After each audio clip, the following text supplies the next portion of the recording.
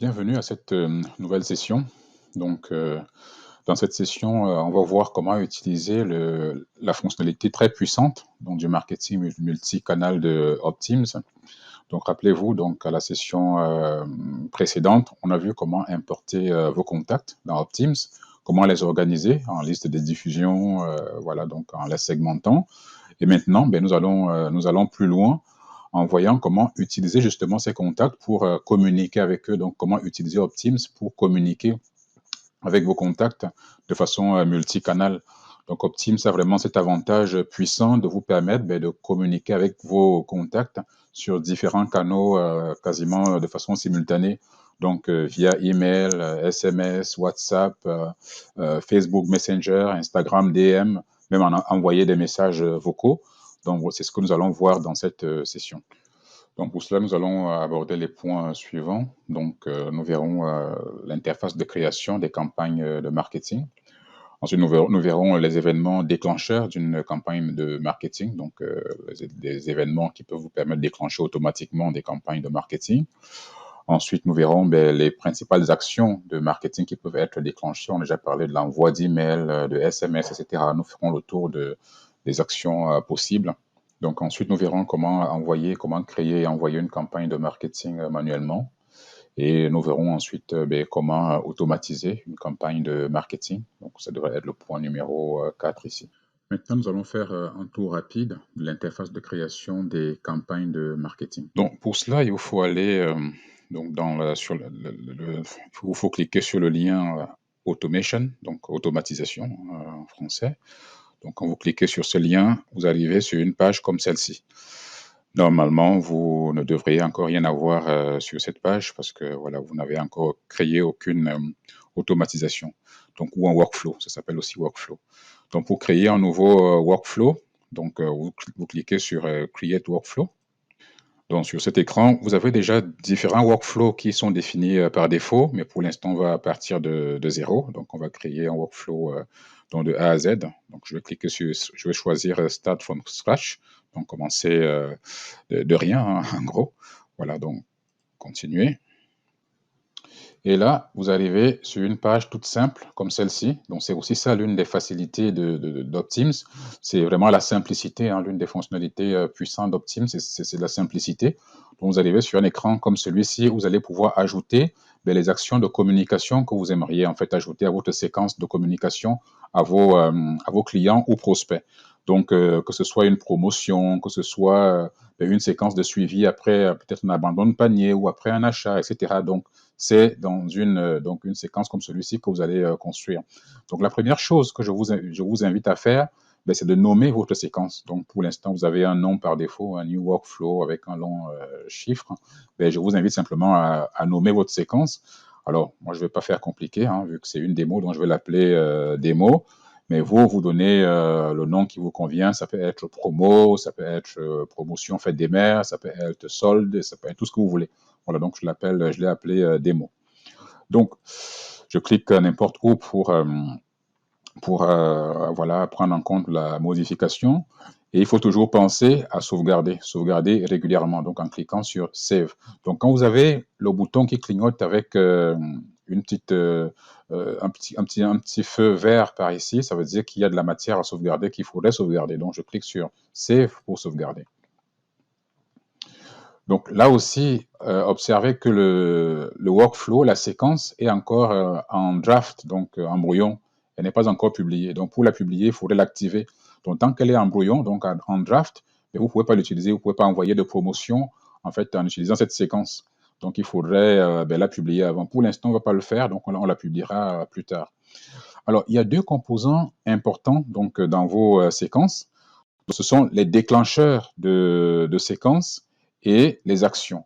Donc, les déclencheurs, en fait, sont les événements qui feront en sorte que vos prospects, vos contacts puissent recevoir cette séquence. Alors, je parle de séquence parce que il y aura plus, je pourrais parler peut-être d'emails, en fait, mais c'est pas que l'email, en fait. Il y aura, comme je le disais, éventuellement des emails, des SMS, des messages WhatsApp, des messages Messenger, des messages Instagram, même des messages vocaux. On va en parler tout à l'heure. Donc, voilà, c'est tout ça qui s'appelle actions, en fait, des actions qui peuvent être accomplies. Et par contre, les événements déclencheurs, c'est qu'est-ce qui va faire en sorte que ben, un contact ben, puisse rentrer dans cette séquence-là. Qu'est-ce qui va faire en sorte qu'un contact puisse recevoir les différentes communications que vous allez envoyer via cette séquence. Donc, au niveau des événements déclencheurs, donc qui s'appellent aussi des triggers, on va les parcourir. Donc, pour ajouter un événement déclencheur, vous cliquez sur Add New Trigger, donc ajouter un nouvel événement déclencheur. Et là, vous avez tous les événements déclencheurs possibles qui peuvent vous permettre ben, d'envoyer une séquence de communication à vos contacts. Donc, ça peut être un événement d'anniversaire, par exemple, un rappel d'anniversaire, par exemple, si l'anniversaire de votre contact, c'est bientôt, donc vous pouvez déclencher automatiquement une séquence de messages. Ça peut être un email qui est envoyé, et puis quelques jours après, un SMS, quelques jours après, un message vocal, peut-être le jour de son anniversaire, voilà, lui envoyer un message vocal, etc. Donc, c'est ce type de déclencheur. Donc, une séquence peut également être déclenchée s'il y a une modification dans les informations du contact. Par exemple, si, je ne sais pas, son adresse a changé, le nom d'entreprise a changé, quelque chose a changé. Donc, voilà, cet événement-là peut aussi déclencher une séquence. Mais on verra tout ça voilà, au fur et à mesure. Donc, vous pouvez également déclencher une nouvelle séquence quand un contact est créé. Par exemple, si un nouveau contact est ajouté à votre liste, vous pouvez déclencher une séquence telle que, voilà, peut-être ce contact reçoit automatiquement un email de bienvenue ou un SMS de bienvenue, etc. Ou même un message vocal. Voilà, contact DND, Do Not Disturb. En fait, si par exemple le contact a choisi l'option ben, ne pas déranger, hein, vous pouvez déclencher une séquence suite à ça. Si le contact a été tagué, par exemple, si vous avez fait un webinaire et qu'un contact a assisté jusqu'à la fin, vous pouvez automatiquement le taguer pour qu'ensuite des actions soient déclenchées. Voilà, vous pouvez également mettre une action qui se déclenche à une date particulière. Une action, une séquence peut être déclenchée si une note a été ajoutée au contact, si une note a été modifiée, si une tâche a été ajoutée, si un rappel de tâche, par exemple, si une tâche a été effectuée, finalisée. Voilà. Voilà, si le score du contact a évolué, donc tout cela peut déclencher une séquence. Il y a également des événements. Bon, pour l'instant, Webhook, on ne va pas en parler parce que bon, c'est un peu plus technique. Vous pouvez déclencher, par exemple, une séquence si, en fonction du statut d'un appel, par exemple, le contact vous a appelé, il a manqué l'appel, et vous pouvez déclencher une séquence pour lui dire, ah, voilà, désolé, j'étais en ligne, voici mon agenda, etc. Ça s'appelle Miss Call Text Back, c'est-à-dire que ben, vous pouvez envoyer un texto un SMS à votre contact s'il a loupé votre appel, par exemple. Donc, si s'est passé quelque chose dans un email, par exemple, un contact a ouvert un email, vous pouvez lui envoyer une séquence. Si un contact a répondu à un message, que ce soit via WhatsApp, via Messenger, via Instagram, etc., vous voyez qu'il y a vraiment beaucoup de possibilités, beaucoup d'événements déclencheurs qui peuvent permettre d'envoyer une séquence à un contact, donc que ce soit un email, un SMS, etc. Ça, c'est très utile aussi. Par exemple, si un formulaire est soumis, par exemple, sur votre site web, on verra comment créer un formulaire dans une autre vidéo. Mais supposons que sur votre site web, vous avez un formulaire qui demande à vos contacts donc de renseigner leur nom, prénom, email, etc. Donc, une fois qu'un tel formulaire est soumis, vous pouvez déclencher une séquence d'actions, peut-être envoyer un email à ce contact-là, lui envoyer un SMS ou lui laisser un message vocal sur son répondeur, ou lui envoyer un message, je ne sais pas, sur Facebook, si vous avez ses coordonnées. Donc, pareil, vous pouvez déclencher une séquence d'actions lorsqu'un formulaire est soumis. Voilà. Vous pouvez déclencher une séquence d'actions lorsqu'un lien est cliqué dans un email. Par exemple, si vous avez envoyé un email à vos contacts avec un lien en particulier, dès que le contact, la personne clique sur le lien, un ensemble d'actions est déclenché. Ça, vous pouvez le faire. Très important aussi, vous pouvez déclencher une séquence d'actions lorsque un contact soumet un formulaire via Facebook. Donc, ça s'appelle Facebook Lead Form.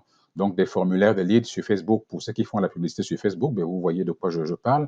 Donc, une fois que quelqu'un vous soumet ses coordonnées via un formulaire Facebook, vous pouvez déclencher un certain nombre d'actions. Donc, peut-être lui envoyer un email, lui envoyer un SMS, lui laisser un message vocal de façon automatique, un message que vous aurez préenregistré, etc. Pareil pour TikTok. Dès que quelqu'un aura soumis ses coordonnées via TikTok, vous pouvez déclencher des actions. Si quelqu'un a regardé une vidéo, vous pouvez déclencher des actions, etc. Bon, la partie Twilio, pour l'instant, on ne va pas nous en préoccuper. Donc, si quelqu'un a soumis un formulaire via LinkedIn, vous pouvez déclencher une action. S'il y a eu un événement dans un tunnel d'achat, par exemple, quelqu'un a regardé, a ouvert une page particulière, est allé sur une page en particulier dans un de vos tunnels d'achat, vous pouvez déclencher une séquence d'actions. Pareil, il y a également des événements de rendez-vous, on en reparlera. Donc, en fonction de si quelqu'un a pris rendez-vous avec vous, vous pouvez déclencher une séquence d'actions. Ça, c'est généralement utile, par exemple, pour la confirmation de rendez-vous. Quelqu'un a pris rendez-vous sur votre calendrier, ben, vous envoyez automatiquement un SMS pour lui confirmer le rendez-vous.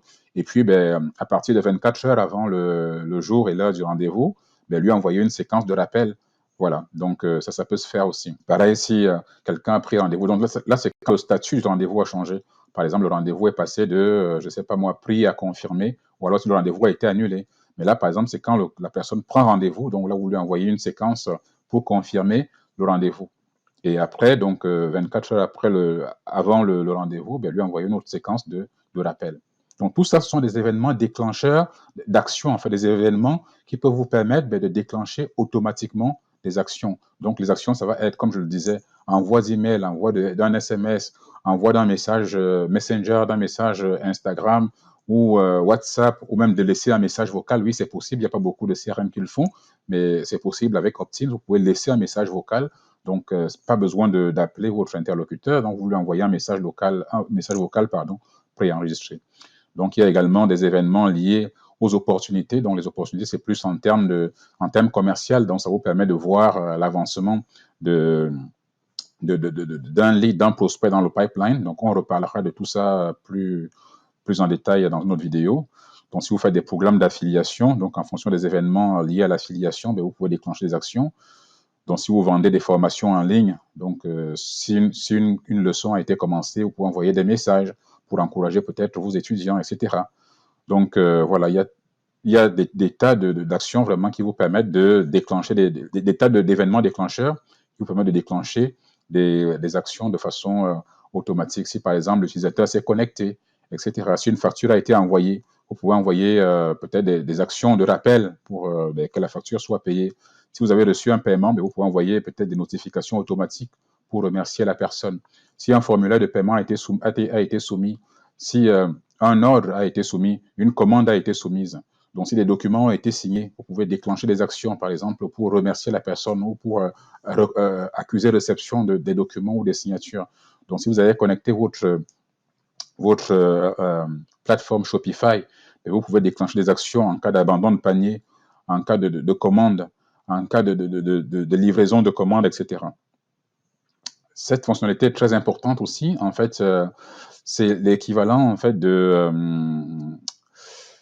des répondeurs automatiques professionnels, en fait. Donc, vous voyez, quand vous appelez un numéro professionnel, on vous dit, voilà, appuyez 1 pour rejoindre le service comptabilité, appuyez 2 pour l'accueil, etc.